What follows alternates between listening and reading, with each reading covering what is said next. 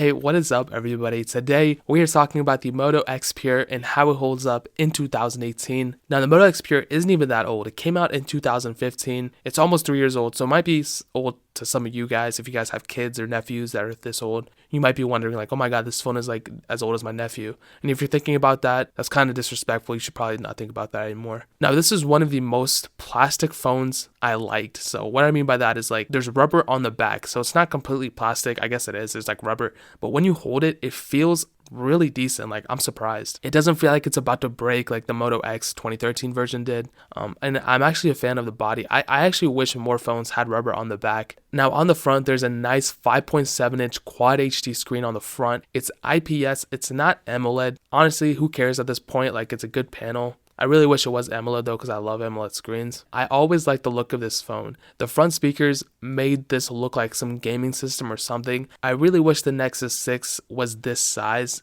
Believe it or not, there is a bit of difference. The Nexus 6 is a little bit bigger than the Moto X Pure. I really wish the Nexus 6 was this size because I would probably still be using one. The front-facing speakers on this thing really like make this thing look amazing. And that little flash up top, because there's a front camera flash, it makes it look like something that I've never seen before. It's so weird. There's no USB-C or anything like that, but like I said, it's no big deal for me. Looking at the back, we have a 21 megapixel camera. I'm not sure why the megapixel count was so high because it's not that great of a camera either, but I mean, it's not that bad either. It shoots 4K video, so there's that. It also has a 5 megapixel camera on the front, which isn't too bad either. I would rate the total camera about a 7.6 out of 10, maybe a little bit lower, I don't know, but somewhere around that ballpark. Turning it on, we have Android 7.0, which isn't too old. I really wish it got Android 8.0 because I think a lot of people would still stick to this phone.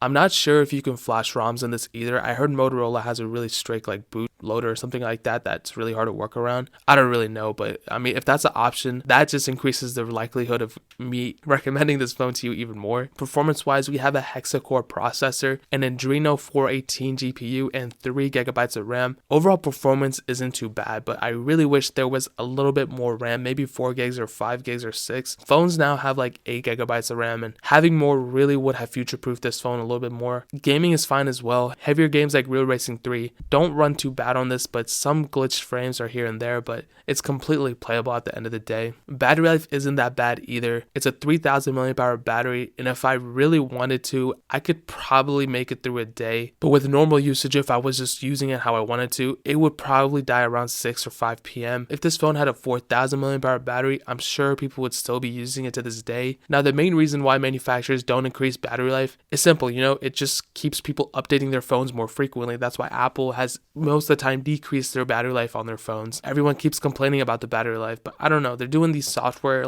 fixes. I don't understand why they don't just increase the actual hardware, the battery life of the phone. I don't know. So is the Moto X Pure still worth it in 2018? I would say yes. It's a really great phone. I don't think it's getting another update, but it makes a pretty decent phone with those front-facing speakers. There's no fingerprint sensor, which really sucks. But even as a backup phone, it's a solid option. I'll leave a link in the description so you can pick one up for the cheapest price I can find. But dude, like I would say, yeah, dude, like if you need a phone for less than like $200, this is a very, very, very good deal. And that's pretty much it. If you guys are new to the channel, hit that subscribe button. We are pretty close to 30,000 subscribers. Once we hit that, I'll be giving away some phones, maybe a phone or some phones, depends how I feel. Maybe I'll give away iPhone, maybe I'll give away Galaxy, maybe I'll give away this phone, who knows? But it'll be good. The Xbox One giveaway is still going on. So if you guys want to enter that, hit the subscribe button and add me on all the social networks. I'll be picking a winner in like 2 weeks. Check out the links in the description as well. My SoundCloud and everything is down there. But more importantly than everything else, I love every single one of you guys.